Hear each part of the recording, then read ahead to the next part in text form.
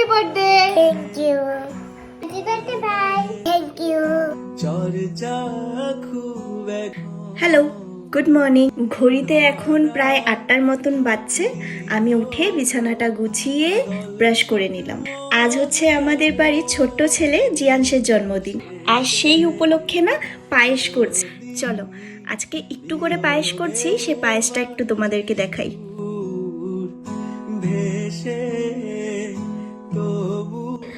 আর পায়েসটা প্রতি বছরই অঙ্কিত আর জিয়াংশের জন্মদিনে আমি নিজ হাতে ওদেরকে করে খাওয়াই। চলুন, আমার পায়েস বানানো তো হয়ে গেছে, এবার তাড়াতাড়ি স্নান করে আসি, তারপর জিয়াংশকে আশীর্বাদ করে পায়েসটা খাইয়ে দেব।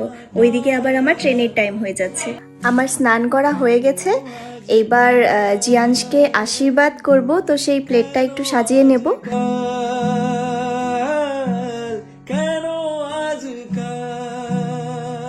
ঘিয়ের বাতি জ্বালানো হয়েছে, এখন এখানে ছোট্ট একটা ঘট বসানো হয়েছে, সাথে রয়েছে ধান দুব্ব, আর এই রয়েছে বাড়তি, এটাকে এখানে বসিয়ে দেব।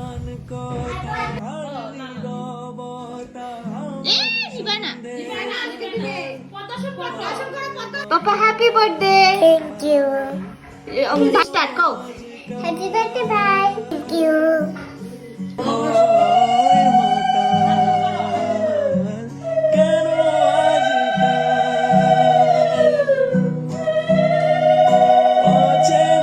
আমাদের বাড়ির এই দুই ছেলের মধ্যেখানে যে কোনো একজনের বার্থডে থাকলে বসবে কিন্তু দুজনই। আসলে ছোট্ট, তাই এখনও দুজনকে একসাথে বসিয়েই ওদের বার্থডেটা একসাথে সেলিব্রেশন করা হয়। একসাথে বলতে যেই রকম আজকে হচ্ছে জিয়াংশের জন্মদিন, তাই সেই জন্মদিনে অঙ্কিতকেও বসানো হয়েছে, আর অঙ্কিতের জন্মদিনে জিয়াংশও পাশে বসে থাকে।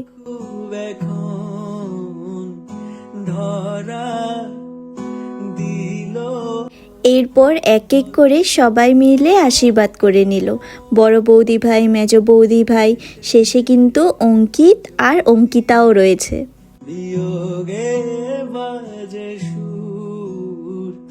আমার তো একটু পরেই ট্রেন রয়েছে, আমি আর তো ভিডিও ক্লিপ নিতে পারবো না, তাই আমার বোনকে দিয়ে দিলাম, বললাম তুই ভিডিও ক্লিপটা নে, ততক্ষণে আমি তৈরি হয়ে নিই।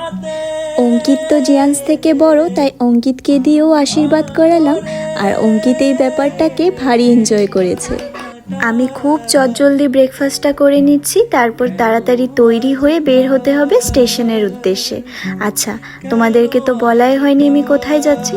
আমি যাচ্ছি লঙ্কাতে, আমার সেখানে বড় দিদির বাড়ি রয়েছে, কিছু কাজ আছে, সেই উদ্দেশ্যে যাচ্ছি। তবে কাজটা কি আস্তে ধীরে করে আপনাদেরকেও জানাবো।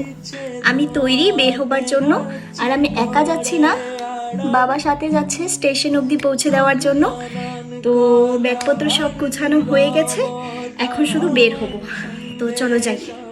লেট বলতে এতটাই লেট হয়েছে যে আমার দৌড়ে দৌড়ে ট্রেনটা ধরতে হয়েছে, আর 2 মিনিট যদি আমার লেট হতো তাহলে হয়তো ট্রেনটা মিস হয়ে যেত।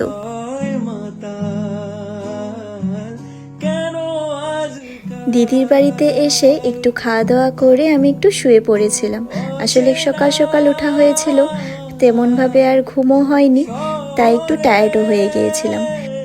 এখন ঘড়িতে বিকেল প্রায় 4টে, এখন যাব একটু মার্কেটের দিকে। আমি একা যাচ্ছি না, আমার সাথে যাচ্ছে স্নেহা, মানে আমার ভাগ্নি। মার্কেটের দিকে বের হলাম, একটু জিনিস কেনাকাটির আছে, সেগুলো কমপ্লিট করে তারপর বাড়ি ফিরবো। যাওয়ার পথে হেঁটে হেঁটেই যাচ্ছি, আসলে অনেকটা দিন পরে এসেছি, তাই চারিপাশটা একটু দেখতে দেখতে যাব বলে তাড়াতাড়ি বের হলাম।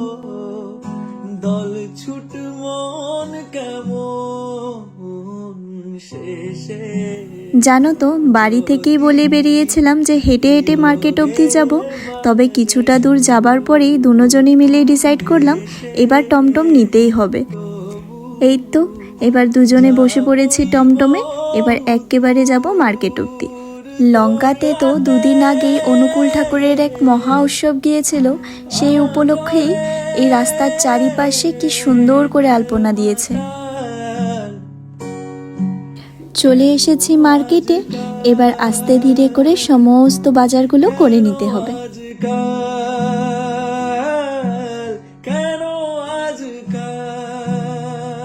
চলুন সমস্ত বাজার ঘাট তো কমপ্লিট, সমস্ত জিনিসপত্র নেওয়া হয়ে গেছে। এবার রওনা দিলাম বাড়ির উদ্দেশ্যে। আবার দুজনে মিলে চড়ে বসলাম টমটমে। এবার টমটম করে সোজা বাড়ি গিয়ে নামবো।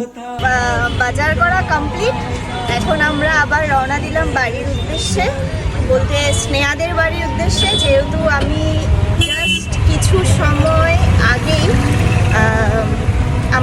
স্নেহাদের বাড়িতে এসেছি। স্নেহাদের বাড়ি রয়েছে হলো লঙ্কা, আমি লঙ্কা এসেছি দিদির বাড়িতে।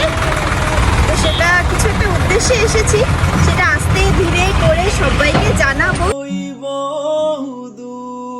এই ব্রিজটা পার করলেই আমার দিদির বাড়ি। তো চলুন বাড়ির দিকে যাই, একটু রেস্ট নিই, কারণ আমিও খুব ক্লান্ত। আর তো বিকেল হয়েই গেছে, মনটা বড্ড চাচা করছে। চলুন, এই ছিল আজকের ছোট্ট একটা ভিডিও। তাহলে আজ আসি, চলো টাটা।